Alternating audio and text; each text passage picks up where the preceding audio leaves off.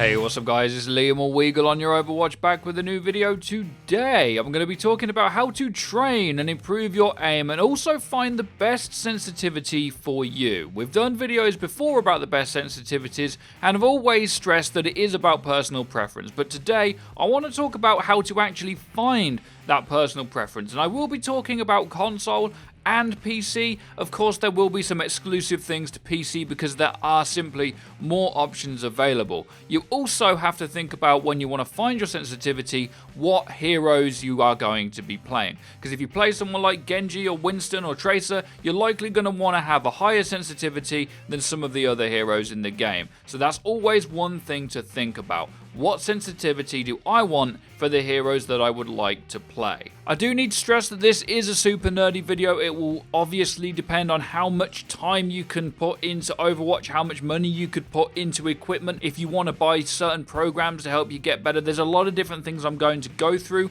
Think of it like if you want to get really good at a sport, maybe you'd want to buy certain boots to improve your performance by a certain percent. That's what this video is all about, and I hope it helps you out. So the first thing I know you're going to ask me is, Weagle, what's your sensitivity? What equipment do you use? So in terms of sensitivity, I use a 1600 DPI, which we'll go through in a minute, and I use a 2 in-game sensitivity. I made the mistake before of saying that this was a high sensitivity, but actually what I meant to say was I had come down from a high sensitivity because I found it more reliable. Some of you may be the same way, and some of you may want a higher sensitivity. In terms of equipment, I've used the Razer Death Adder for years. Now, we are sponsored by them now, as you guys know, and I definitely recommend checking out their stuff. I use the Death Adder Elite V2, which is the Overwatch edition, but I also used 2 editions of this mouse before that. It's my personal favorite, and a lot of people use it. So I use that along with a mechanical keyboard,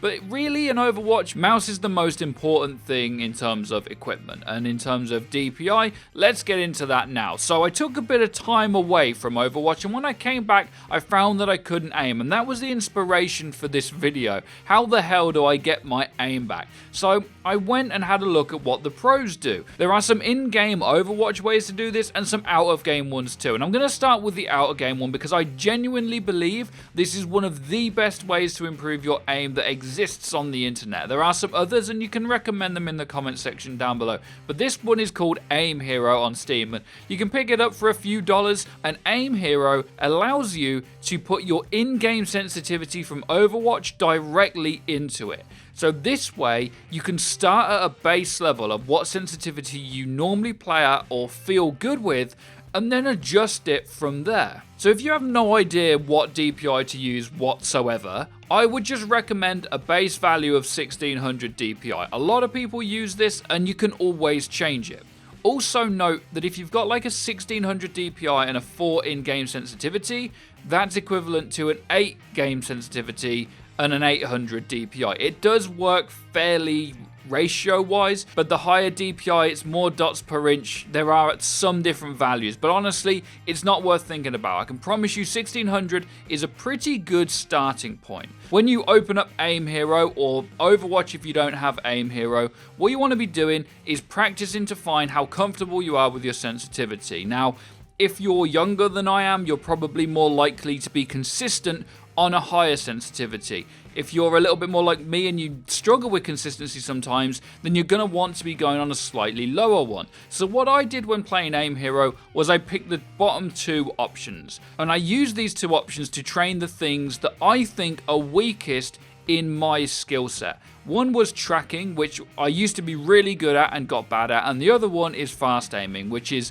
being able to snap to targets and shoot them. So I wanted to train these 2 things, and as I was doing them, I was just doing them on medium, and I changed it to a 30-second cooldown to try and figure out how many shots I could hit in that amount of time, what percentage I could hit. And you have to remember that it's not about being the best at it. You don't have to be better than your friend at it. It's about finding your values and increasing what you can do on a certain sensitivity. So what I actually found on my original 1.7 sensitivity when I played Aim Hero was that I couldn't track well enough when something was moving fast. I couldn't snap to a target on the board if it was too far away. So what I actually did from here was incrementally just move my sensitivity up by 0.05 and then maybe another 0.05. And this is what you can do too. You can figure out in-game what you kind of like, and if you feel like you're not very consistent, usually the best thing to do is incrementally bring down your sensitivity.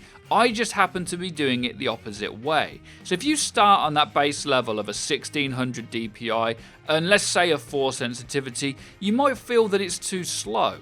Try and deal with that, but if you can't and you don't ever see yourself improving, you can always tweak these values wherever it feels like you need to improve. I managed to increase my sensitivity very barely. I believe I'm at a 2.1 now when I play Overwatch. I recommend this program for everyone. It's absolutely amazing. Whatever skill set you feel like you need to improve in a shooter, you will find there.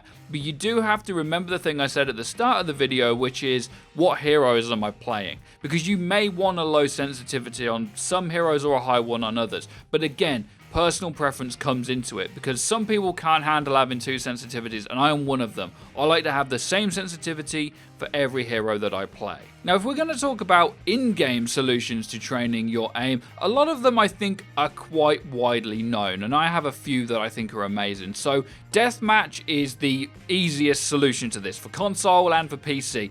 Training in deathmatch, play it for half an hour before you jump in competitive. It's an absolutely amazing tool that Blizzard have provided us with. It's better than the training mode. You can jump in, and again, don't think about winning the games.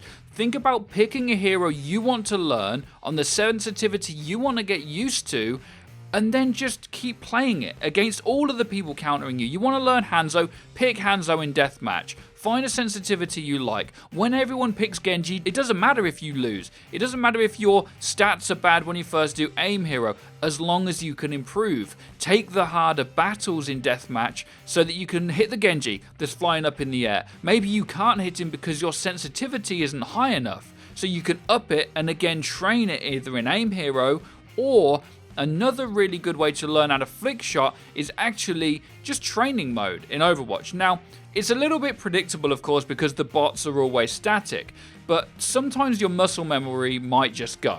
So you want to know how far you have to drag your mouse on a target to hit them in the head. So this is particularly useful for hit scans, and I like Widow or McCree as an example, and I believe I got this from watching Taimu on stream, where you would pick a target on the screen, you would just look in a certain direction, and you drag and flick and shoot, and you try and hit the target in the head from all of these different angles. And when doing this, I learned that my vertical sensitivity wasn't very good when playing Widow, which again means you can then adjust sensitivities either in your DPI settings or your in-game settings or even your zoom sensitivity to land more consistent flick shots.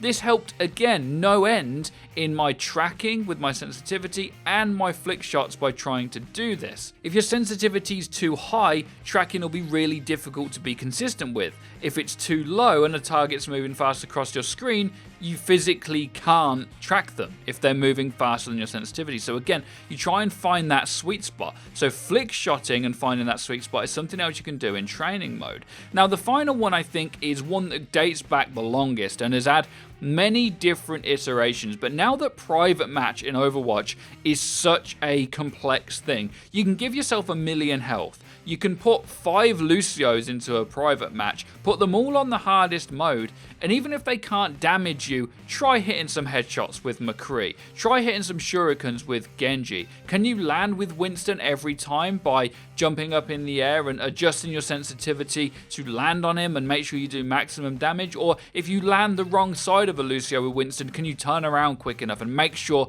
you get that auto shot on him or that melee? Can you hit the shots on Widow against a Lucio? Now, it's not the same as deathmatch, because when you're playing against another player, you're trying to figure out the mind games of what they're going to do versus what you're going to do. So it's really raw mechanic and muscle memory practice when you do it against bots, and that's why I think deathmatch is the most important. And again, it's not about winning deathmatch, it's about finding the sensitivity and taking the battles that are really tough. Pick Tracer when there's 5 McCrees with stuns. Make sure you can blink in and out and track all of the shots that you need to kill the McCree before he stuns you. And there's 5 of them, so you've got to dodge all of the McCrees. When there's loads of Reapers in the game, try and take Widow and hit some headshots before they get close enough to melt you. Try all of these different things. Make it difficult for yourself. Don't make it impossible, but don't make it easy either. Don't go and pick Reaper when there's 4 Winstons in your TDM lobby. Also, when you're playing an aim hero and you've got 80% of your accuracy and tracking or something, take it up to the next level. Find the things that work for you and train them. And of course, this also comes down to how much do you want to improve? How many hours do you want to put into it? Is it just a pastime, or do you want to be a pro? It really depends on all of these different factors, but it's very important that you practice them in order to find that sensitivity, change it incrementally, and make sure that you're comfortable with the sensitivity that you have. So guys, that's just about everything here today for this sensitivity video. There was quite a lot of dense stuff in here. I'd love you to let me know in the comments if it helped out. If you had any questions, I will try to answer them as well, and I'm sure we'll do another aim guide in the future. Be sure to drop a like, as it really does help us out, and don't forget to hit that bell icon so you get notified when our videos go live. Be sure to drop a like and subscribe if you enjoyed, and have a great day as always. Take care and peace, people.